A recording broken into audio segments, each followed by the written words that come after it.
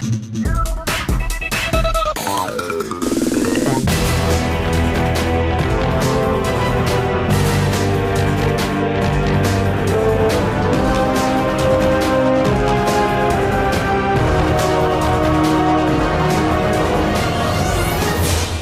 up YouTube, Dal here from Zephyr War Games, and today I am bringing you the Despia Darklord profile that I have promised for a while. So, the idea behind this concept is that the Darklords and the Despias are all dark fairies. They all like to utilise the ability to fusion summon, and this guy right here, the first Darklord, only requires 3 dark fairy monsters, so it is incredibly consistent to make in this particular build. With all of that out of the way, please smash that like button, hit that notification bell and subscribe so you don't miss out on any more upcoming content. With that out of the way, let's dive headfirst into today's profile for Darklord Despia. So we start off with triple of the core Darklord card, and that is of course Yugioh. So this one lets you discard this card and a Darklord card to draw 2 cards. It has the effect that during either player's turn you can pay 1,000 life points, then target a Darklord spell or trap into the graveyard, apply that target's effect, and then shuffle that card into the deck. You can only special summon Yugioh once per turn. Now it's very important, the wording on this particular card, that it says apply that spell and trap's effect, because most of the Darklord cards do say you can only activate 1 per turn. But the idea is, because you're not technically activating the card, you're declaring to use its effect. By spinning it back into the deck, you're able to use it multiple times in a particular turn through the effects of Darklords.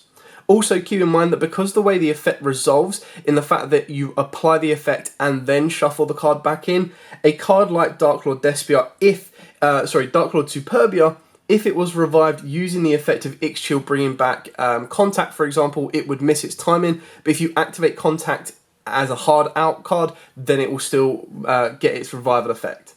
Speaking of which, Superbia, these are the main combo. You want to do Yugioh, send Superbia. So when this card is special summoned from the graveyard, you get to target a fairy type, so it can also bring back your Despias and revive it from the graveyard. Specifically, you can just special summon it into any position, so you're absolutely fine on that, but Contact brings the card back in defense. So the idea is you activate Contact, bring back Superbia, Superbia can then bring back Yugioh, or if you played another level 8, that can instigate you for your rank 8 plays as well. The idea behind all of this is that you're going to be using Yugioh, send Superbia, draw 2 cards, ideally one of them is going to be Banishment or Contact, and then bring back, and you've got 2 free monsters on the board for either a Link 2 play, or of course you've also got it there for Fusion Fodder play as well.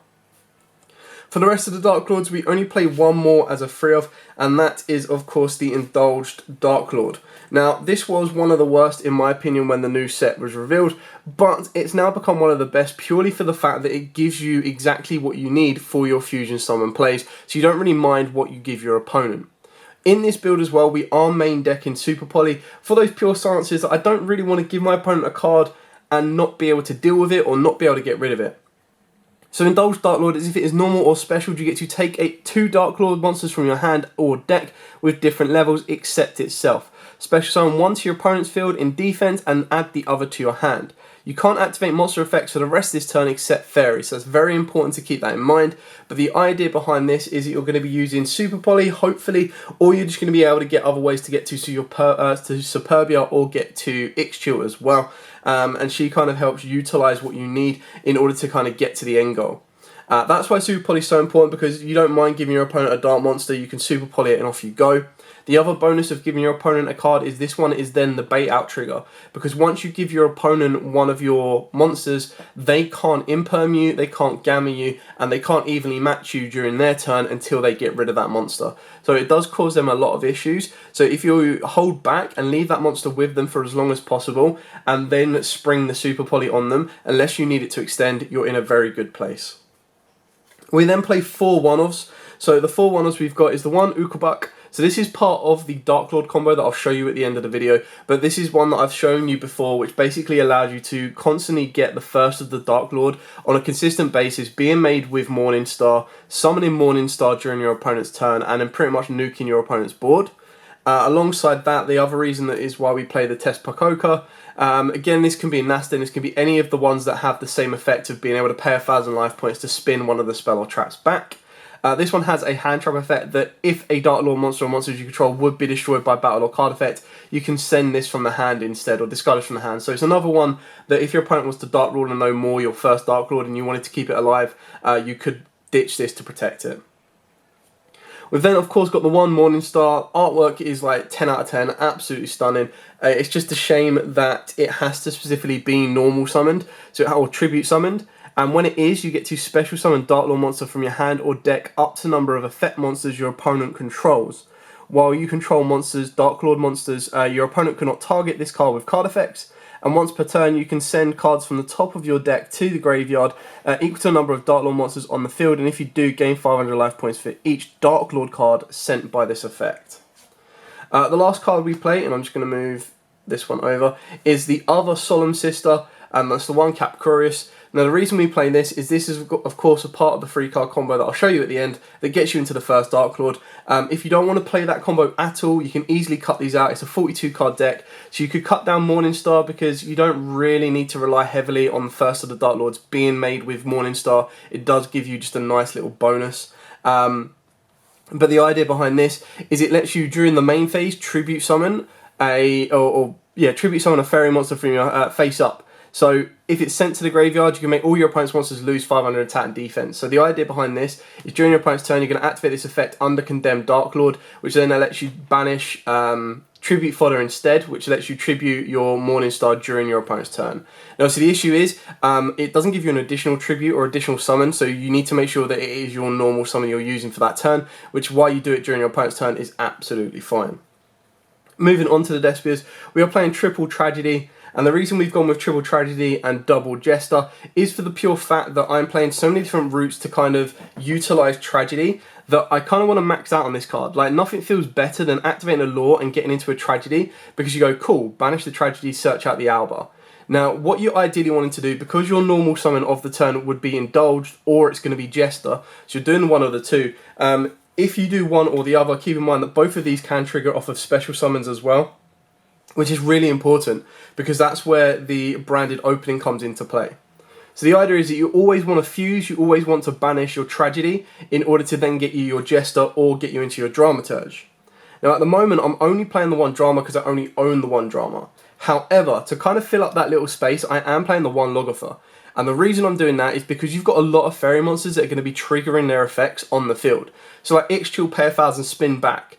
If you normal summon your Indulged, you can summon out your Logother. So even if your opponent does imperm the Indulged, you still have the ability of going into a Link 2 because your Condemned Darklord only requires 2 fairies. Not to mention that Logother has a very good aggression play. So the aggression play is sadly not a quick effect, but you get to target a face-up card your opponent controls and one attack position monster you control. You banish that opponent's card, and if you do, you change the monster you control to defense. So it's kind of cool in order to kind of shift stuff around. So if you've already attacked, you can do this in main phase 2. If you haven't and they've got a card that you need to get rid of, you get rid of that, and then you can just use the card that's been shifted to defense as either fusion fodder or of course as link fodder as well to kind of help you climb up the board. And that's where I feel Logother really works in this particular build, because you keep in mind as well, if you use Superbia on the field, you've got that effect to trigger off the back of. You use your Curious, if you use your Ukobuk, you've got a lot that you can just get. This is a free summon on the board. And then obviously Dramaturge counts as a free summon if it's used as fusion material. And then if a fusion, Synchro, XYZ or Link is special summoned, you get to target an effect monster and negate it. So that's where Super Poly comes in a little bit better for this particular build, and it's also where the trap card that I'm actually playing in the build, the Darklord Uprising, comes in, because if you were to trigger that during your opponent's turn, not only does Darklord get onto the board, but you can also then negate an effect with Dramaturge, and that allows you to kind of help clear off boards or help make it a little bit easier. So then moving on to the spells. For the Theatre, I'm playing 2 Theatres and 1 Terraforming. Now, this is something that I'm testing around with. I've got multiple ways of getting to this. Obviously, it's the first card you want to get to off of your Jester, and obviously you've got Branded Opening to help get you to your Jester as well. Not to mention that any time Jester is sent to the graveyard, if you revive it with Superbia, you'll be able to trigger effects from that point on as well. The reason I've gone with 2 and 1 is deck thin, and the fact that once you've got this in play, it's not that much of a fearful spell that your opponent needs to deal with right away. Yes, alright, if they're going to chain anything, they'll probably chain like a Twin Twister, MST, or maybe a Surprise Ghost Ogre when you try to fusion summon, but then that just means this is gone. You can't activate a second one that turn anyway. So only really need 3 for the grind game. Other than that, opening up 3 of them or 2 of them or anything like that could be very, very bricky because you're not able... If there was like an on-activation effect, great. But because there isn't, it actually hurts you more than actually helps you having multiple copies in your hand at one time. Now, okay, through personal testing, this has worked out quite nicely for me because the Terraforming, if it becomes a dead card, fine, it's a dead card. But if it doesn't and I get to this first, it can help me deck thin 1 as well. It's just an interesting kind of option that I'd rather go a 2 and a 1 than a 3 right now, and it seems to be working out nicely for me. If that changes, of course, I will update the profile for you guys as well. We've then got 2 branded opening. Now, obviously, from the combos, the way you kind of want to end with branded opening, it does lock you into fusion summoning, so you want, but that's for the rest of the turn. So you want to make sure that you've done all of your link summoning prior to that. Then activate branded opening by discarding a card. You get to take a Despia monster from your deck and either add it to your hand or special summon it. So that's how you can get a Dramaturge, that's how you can get a Jester, and that's how you can get free fodder of Tragedy to fuse with it to then get you a Jester to then give you another card. On top of that, if a fusion monster would be destroyed, you can banish this card from the graveyard instead. Now, it has to be destroyed by card effect, which is a bit of a shame. If it was by battle, that would be another nice layer of protection, but still very good because you've got the protection through Jester and Theatre for your fusion monsters as well. For the Darklord cards, of course, triple banishment. This one just lets you add a Darklord card, nice and easy. Triple contact, which is basically your monster reborn. So you special summon a Darklord monster from your graveyard. You don't target, which is kind of nice when you've got stuff like DD Crows floating around. But it also does give you that warning sign that they could drop a Skullmeister or a Bell on you as well.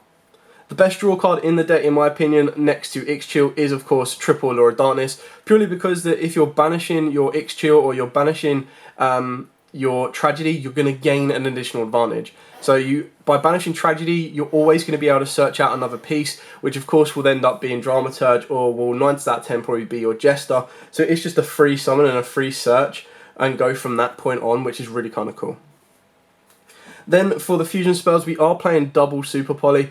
Now, the reason behind this, like I've said at the start, is we're giving our opponent a Dark Monster, so we're always going to be able to get live on that. But if you keep in mind as well that by giving your opponent Dark Monsters, you're setting yourself up so that the second they put a second Dark Monster down, you can either go into the triple-headed Predaplant or you can go into Starving Venom, so it gives you a lot of targets.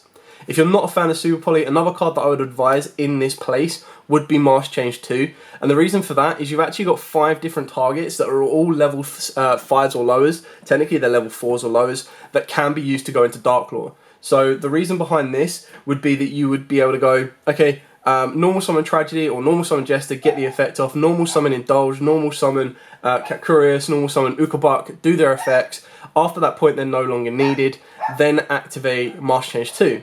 The dog clearly agrees that Mask Change 2 is the good option. So you activate that and you're turning it into Darklord. So you're backing up your board.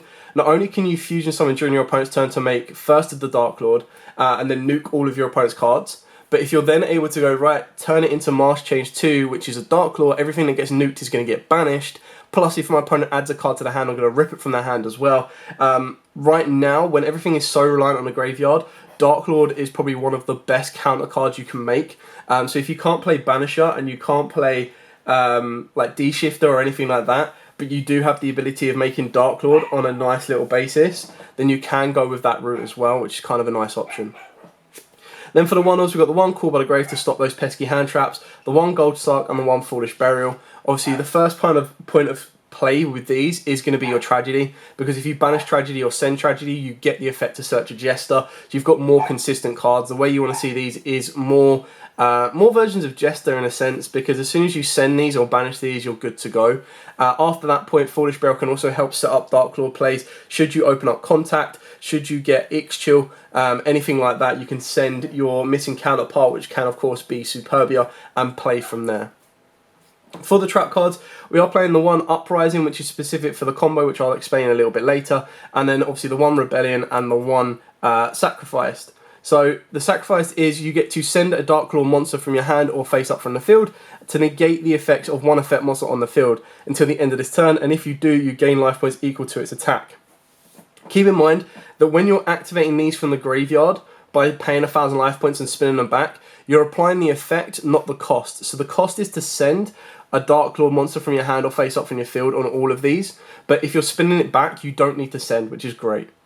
This one is a non-target destruction of a card, which is really kind of cool, and the artwork is amazing as well. And then finally, the Uprising. It lets you fusion summon a Dark Fusion monster, so it doesn't actually lock you into specifically having to summon a Dark Fusion Fairy or anything like that. Now, our targets are pretty limited in the sense that we're going to be going for the first Darklord, the Triple-Headed Predaplant, or of course the Starving Venom, but it does give you that option should you want to. Now the idea is you have to use monsters from your hand or field as fusion material, which is fine, and then you get to gain life points equal to the original attack of the monsters sent to the graveyard to activate this card. Now obviously, because you're not sending a Darklord monster to activate this card's effect, you're not going to get that gain of life points, but the fact you get to fusion summon during your opponent's turn as a quick effect, as long as you've got Ixchill or Tatsupoko on the board, you're pretty much good to go in order to give a boss monster on the field that can disrupt your opponent.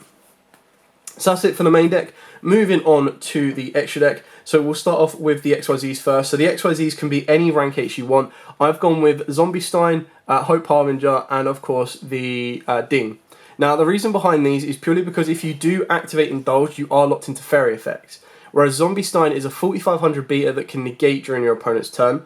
Your Hope Harbinger of course gives you that spell and trap negate, and your Ding gives you that send, but if you've used Indulge can also give you that protection play.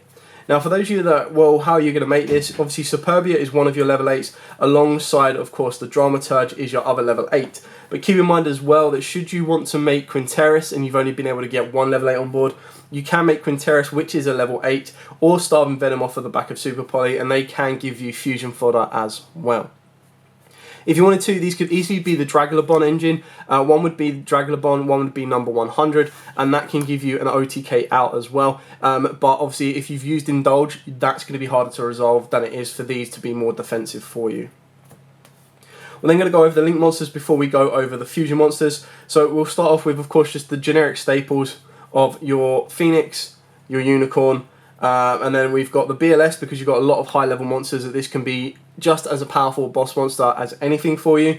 And then for your defensive Link 4s, you've got your Appaloosa, and for your offensive Link 4s, we've gone with Borrelsword. So these are your options. You're going to get a lot of high level monsters or high attack monsters, so making Borrelsword to be able to shift something in defense and then attack for pretty much game is exactly what you need.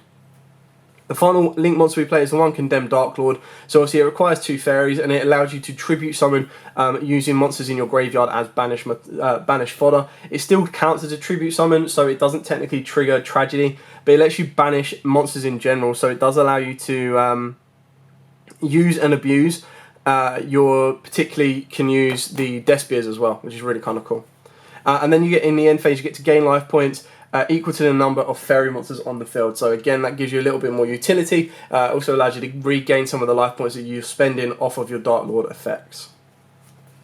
Then we'll go for the Super Poly targets. So the Super Poly targets, of course, are Starving Venom, Triple-Headed Predaplant, and Mud Dragon. Pretty straightforward and simple on those. And then for your boss monsters and your GameCon winners, we've got the 1 Quinteris and we've got the 2 First of the Darklords. You should never need to go through 3 of this. Even in a massive grind game, being able to resolve to successfully get 3 of this would be very, very thin. If you wanted to, you can bump it up to 3, but I prefer having a range of what I've got, purely because you've got your boss monster in First of Darklord, you've got the ability of make Quinteris, reduce everything to 0, make First of the Darklord swinging for game. Keeping in mind that this is a Fiend, so if you do use Indulged as well, you are locked into fairy effects, and that's where it comes a little bit more difficult. The idea behind this as well is it does have during the main phase a quick effect to pay 1,000 life points to special summon a fairy monster from your hand or graveyard in defense. So should you make this going first, it's a little bit of a step back because you're not going to be able to do much apart from trigger back, paying 1,000 life points to bring back fairies, but it does also give you that ability to protect because your opponent cannot target fairy monsters with card effects. So it does give you that line of protection as well, so it means you're not going to get impermed, you're not going to kind of get evaded or anything like that as well. It is an insanely powerful boss monster. You kind of want to make it using Darklord Morningstar, because then you get to destroy all cards your opponent controls, and you want to do that as late as possible. So when they're about to go into a monster negate, when they're about to kind of break your board, you make first the Darklord. He will then on summon pretty much nuke the board, and that gives you the ability to kind of clear everything off that you need to, and have a 4K like unstoppable wall. And that is it for the main deck, that is it for the extra deck, and that is it for the profile. I'm just going to quickly zoom out a little bit and I'm going to show you the 3-card combo. Now obviously this is just a very specific route of how you're going to get to the Morningstar during your opponent's turn. Should you have any other cards that can help with this, should you have any Despia cards, then you're going to be able to adapt the route of play that you're going to go and adapt the route that you're going to kind of take. But you need a mixture of any of these 3 cards. Any of these 3 cards works absolutely fine because you're pretty much going to be able to replenish and go from that point anyway. So we'll start off with these 3 here. You're going to activate your Banishment. Banishment will then get you your Contact. One way or another, you'll be able to get to Contact when you see fit. You're then going to use the Yugioh effect to send the Superbia to draw 2 random cards. Doesn't matter what it is. Keep it in mind as well, just for the sake of visualization, you do want to have a full hand. There we go. So for the visualization, you're going to have a full hand. Then what you want to do here is you want to be able to activate your Contact to bring back your Superbia, which will trigger Superbia's effect to bring back your Yugioh. You then pay 1,000 life points off the Yugioh to put the Banishment back into the deck, and the Banishment will then let you search another Darklord, which will let you search out your, not Indulged, where are you? Capcurious. Because keep in mind you haven't normal summoned this turn yet. You're going to link these 2 together and go into your Contemned Darklord. And then what you want to do here is you want to normal summon your Capcurious. Then from this point as well, you want to discard one of the cards. So again, this will be one of the cards you've added. Keep in mind that 2 are from the rest of your starting hand. This is still plussed off of the back of the Yugioh. So you can discard the random card. That is then going to allow you to add the Morningstar because you're going to want to drop this during your opponent's turn. You then pass here. This is going to gain you 1,000 life points. And then obviously during your opponent's turn, what you ideally want to do is you want to wait for them to have 2 monsters at the very least. Once they've got 2 monsters, you're going to trigger the Capcurious's effect to tribute summon down your Morningstar by banishing the Yugioh and the Superbia from the graveyard.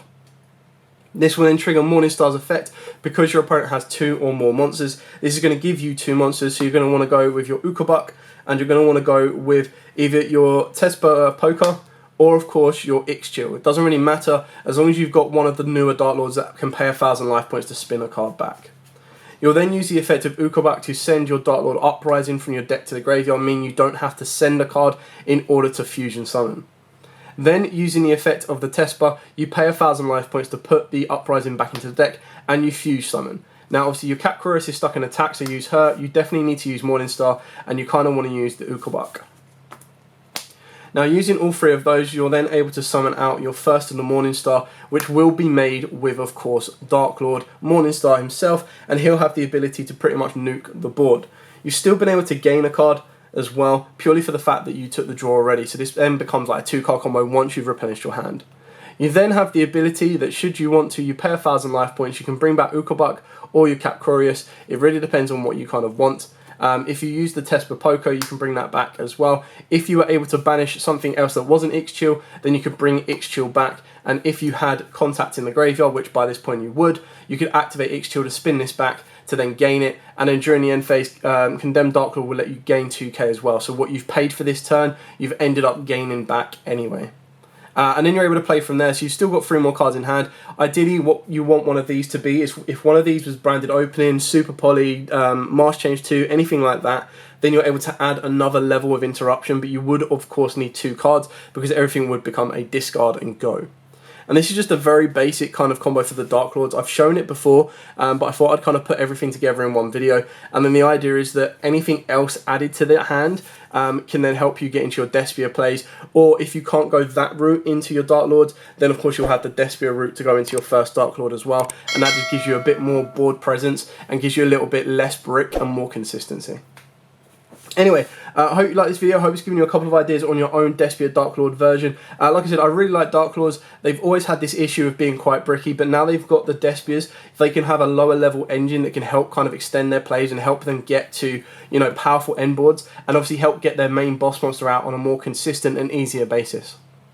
Anyway, as absolutely always, guys, thanks for watching. Stay safe. and of course, happy dueling.